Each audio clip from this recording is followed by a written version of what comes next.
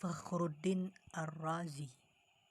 Gaya pemikiran beliau sering berbicara tentang iman, akal, kritis, ilmu pengetahuan, dan multidisiplin, interdisiplin. Ilmu kalam, beliau membahas Imam Fakhruddin Ar-Razi adalah seorang sultanul mutakallimin, guru terbesar ilmu kalam abad ke-6.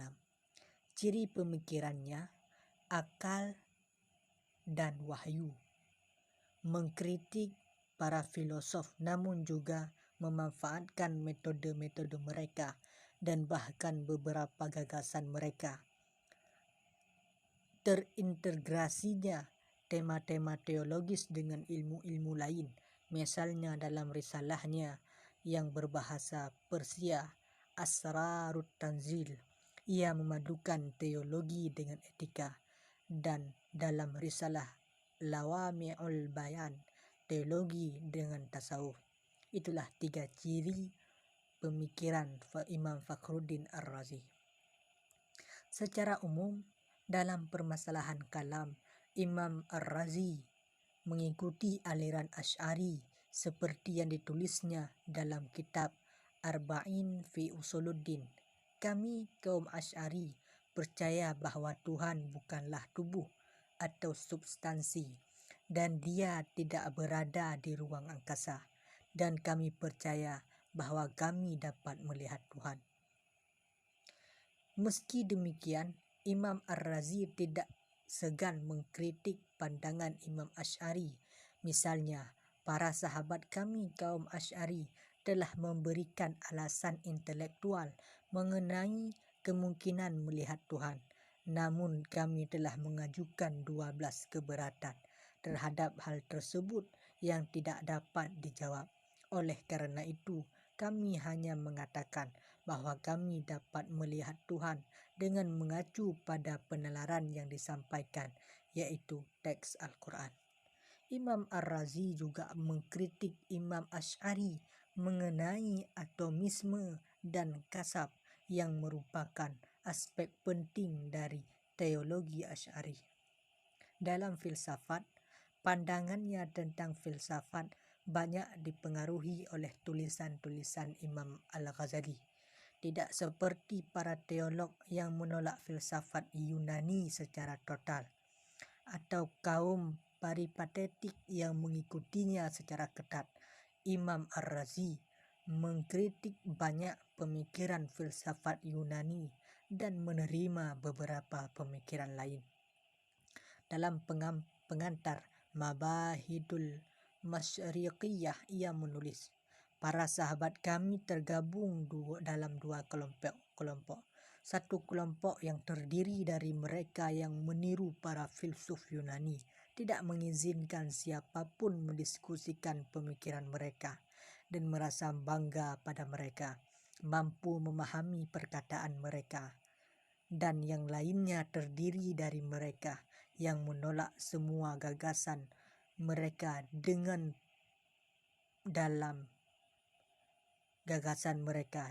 pengecualian. Kedua kelompok ini salah. Kami telah menggali jauh ke dalam tulisan-tulisan para filsuf sebelumnya dan telah menegaskan kebenaran dan menolak kepalsuan. Kami juga menambahkan prinsip-prinsip tertentu pada filosofi ini dan mengemukakan beberapa ide baru. Pandangan beliau tentang ilmu pengetahuan.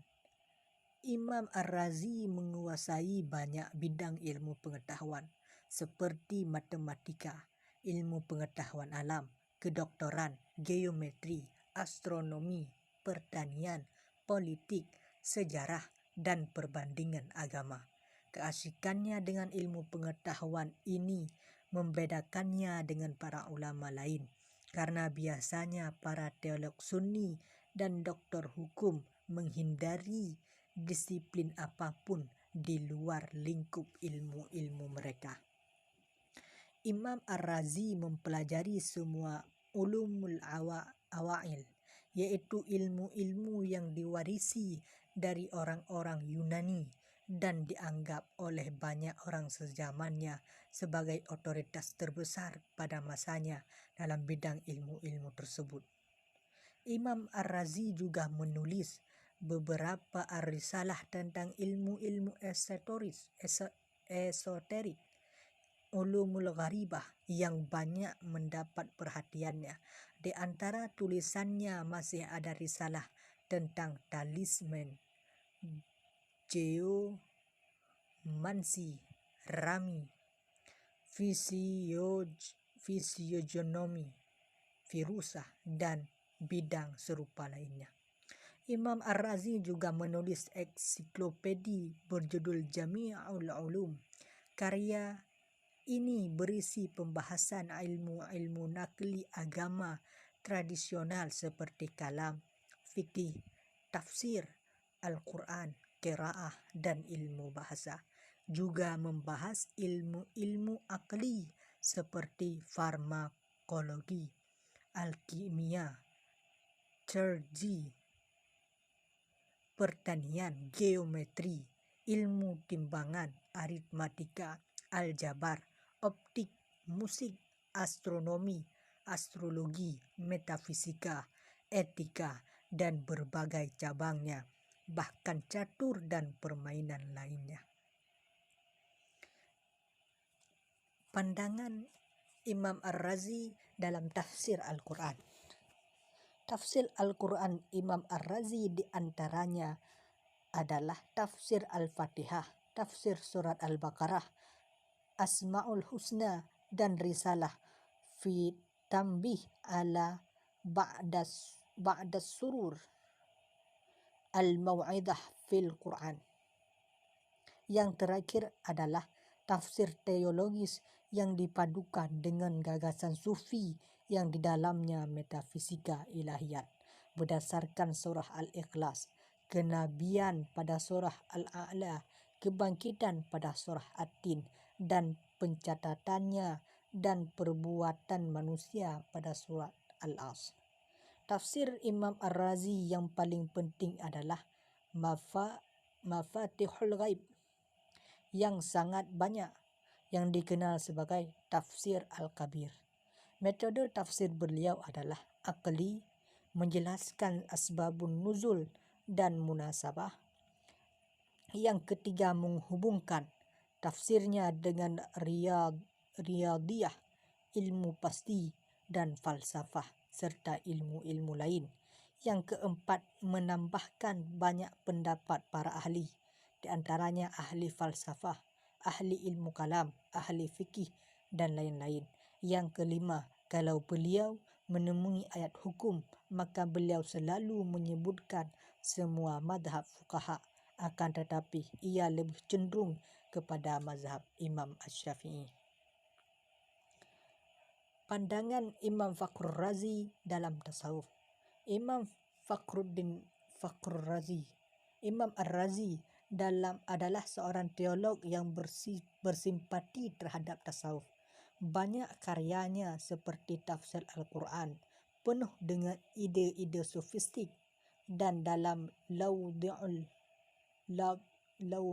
Bayinat ia menguraikan derajat ilmu dengan cara yang sangat mirip dengan risalah Sufi Suhrawardi, Safir-i-Simurgh.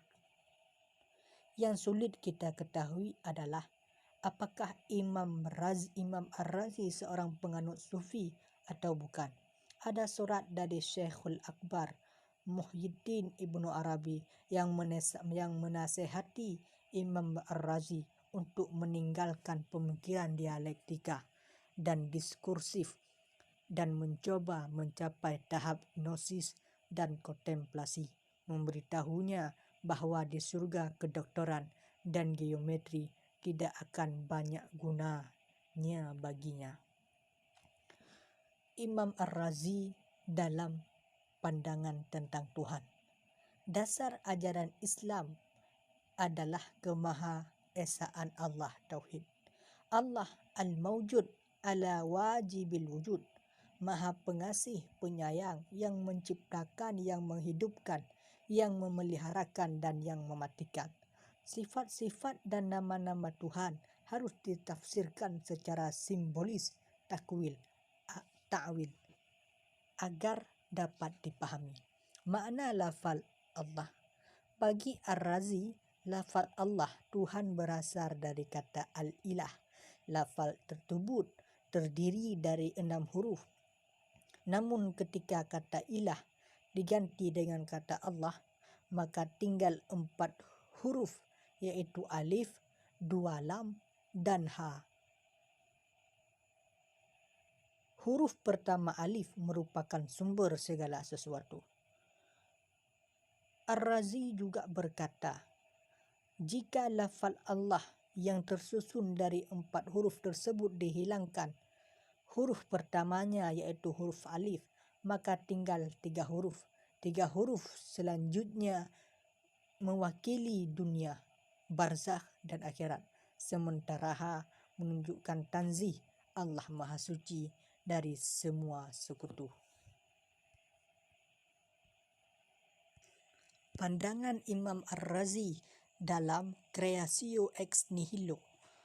Ar-Razi juga berpendapat tidak ada keharusan bagi logika untuk menyimpulkan alam semesta itu tidak bermula.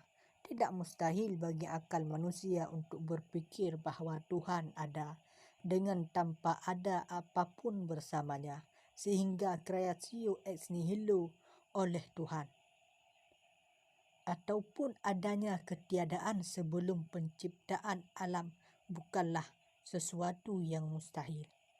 Mengenai pertanyaan tentang alasan yang memengaruhi Tuhan dalam menciptakan alam, Ar-Razi menilai bahawa hal inilah inti dari pandangan yang melahirkan emanasi Ibnu Sina. Bagi Ar-Razi, kehendak Tuhan tidak bisa dianalogikan dengan kehendak manusia.